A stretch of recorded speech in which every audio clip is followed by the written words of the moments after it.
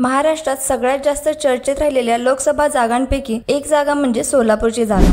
या जागेवरून उमेदवार होत्या माजी आमदार आणि विद्यमान खासदार झालेल्या प्रणिती शिंदे। त्या आता खासदार झाल्याने सोलापूरची जागा रिक्त आहे। आजच्या व्हिडिओमध्ये आपण घेणार आहोत या सोलापूर विधानसभेचा आढावा। सोलापूर जिल्ह्यात एकूण 11 विधानसभा मतदारसंघ आहेत, ज्यामध्ये करमाळा, माढा, बार्शी, मोहोळ, सोलापूर शहर उत्तर, सोलापूर शहर मध्य, अक्कलकोट, दक्षिण सोलापूर, पंढरपूर, सांगोला, माळशिरस असे 11 विधानसभा मतदारसंघ आहेत। सोलापुरातील या 11 विधानसभा मतदारसंघात गेल्या 25 वर्षांहून अधिक काळ सुशीलकुमार शिंदे, विजयसिंह मोहिते पाटील, स्वर्गीय गणपतराव देशमुख आणि कुटुंबीय, राजन पाटील, नरसय्या आडम मास्तर, दिलीप सोपाल, संजय आणि बबन शिंदे, भालके कुटुंबीय, सुभाष देशमुख, विजय देशमुख ही सर्व सोलापूरच्या राजकारणातील दिग्गज मंडळींनी दिला आहे।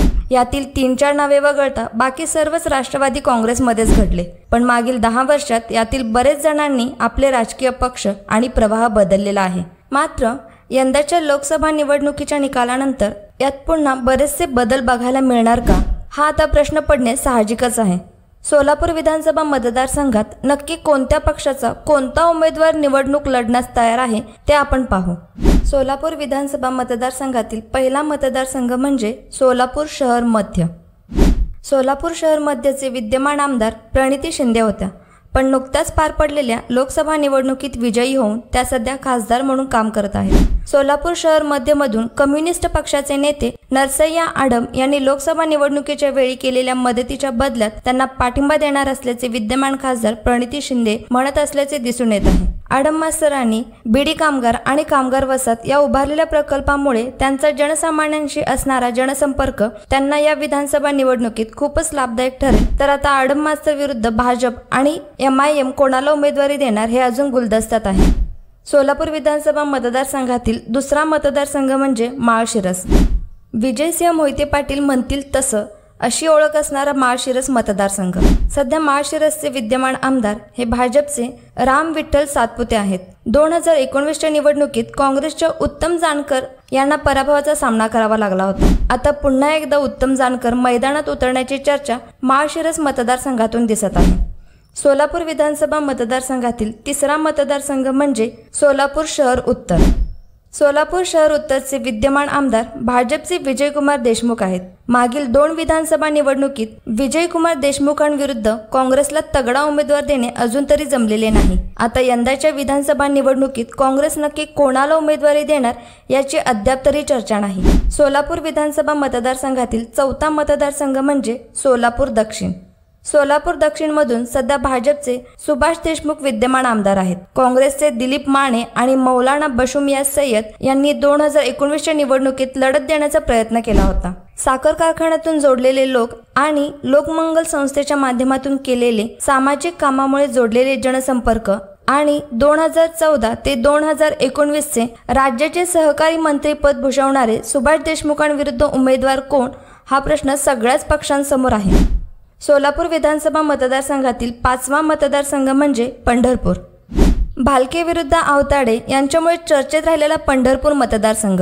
पंढरपूरचे सध्याचे विद्यमान आमदार हे भाजपचे समाधान आवताडे आहेत। मोहिते पाटील आणि फडणवीस यांच्या मदतीमुळे आवताडेंना झालेली मदत ही लक्षणीय ठरली। भागीरथ भालके पुन्हा एकदा रिंगणात उतरणार आहेत, पण आता मोहिते पाटील नक्की कोणाला मदत करणार यावर इथला निकाल अवलंबून आहे असं दिसून येते।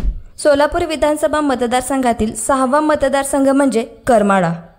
संजय शिंदेंचा बालेकिल्ला म्हणून ओळखल्या जाणाऱ्या करमाळाचे विद्यमान आमदार हे अपक्ष म्हणून लढलेले संजय मामा शिंदे आहेत। राष्ट्रवादीशी जवळीक असणारे शिंदे अपक्ष आमदार आहेत, पण सध्या ते महायुती सरकारला पाठिंबा देत आहेत। कारखाना आणि सहकारी माध्यमांच्या आधारे मतदारसंघात वर्चस्व मिळवले आहे। यंदाच्या निवडणुकीत मात्र कोणत्या गटाकडून ऑफर येते हे पाहूनच आढावा घेणार आहेत असे संजय शिंदे म्हणत आहेत।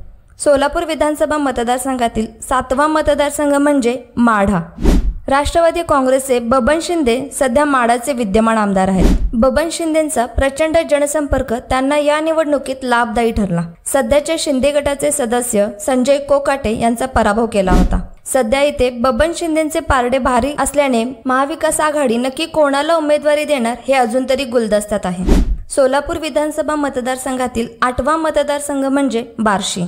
नेहमीच चर्चेचा विषय असलेला बार्शी मतदारसंघ.